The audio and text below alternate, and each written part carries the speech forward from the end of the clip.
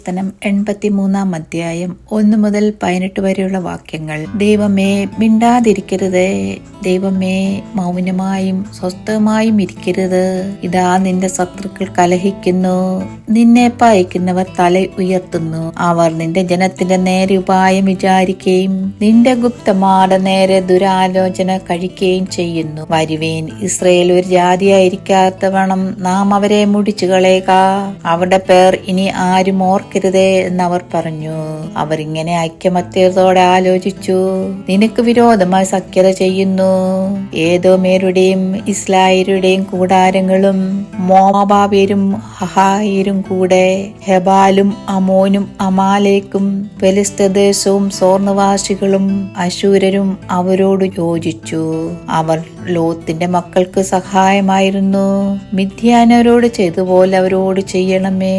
കീശോൻ തോട്ടിങ്കിൽ വെച്ചു സീസറോടും യാബിനോടും ചെയ്തതുപോലെ തന്നെ. അവർ എൻദോരിൽ വെച്ചു നശിച്ചുപോയി. അവർ നിലത്തിന് വളമായി തീർന്നു.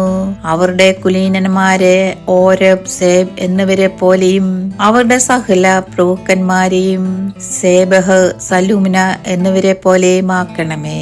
നാം ദൈവത്തിന്റെ നിവാസങ്ങളെ നമുക്ക് അവകാശമാക്കിക്കൊള്ളുക എന്നവർ പറഞ്ഞുവല്ലോ. എന്റെ ദൈവമേ, അവരെ ചുഴലിക്കാറ്റത്തെ പൊടി പോലെയും കാറ്റത്ത് പാർന്ന പതിർ പോലെയും ആക്കണമേ.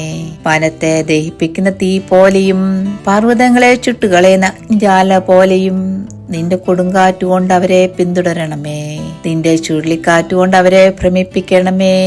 യഹോവേ, അവർ തിരുനാമത്തെ അന്വേഷിക്കേണ്ടതിനും നീ അവരുടെ മുഖത്തെ ലജ്ജ പൂർണ്ണമാക്കണമേ. അവർ എന്നേക്ക് ലജ്ജിച്ച് ഭ്രമിക്കുകയും നാണിച്ച് നശിച്ചു പോവുകയും ചെയ്യട്ടെ. അങ്ങനെ അവർ യഹോവ എന്ന നാമമുള്ള നീ മാത്രം സർവഭൂമിക്ക് മീതെ അത്യുന്നതനെന്ന് അറിയും.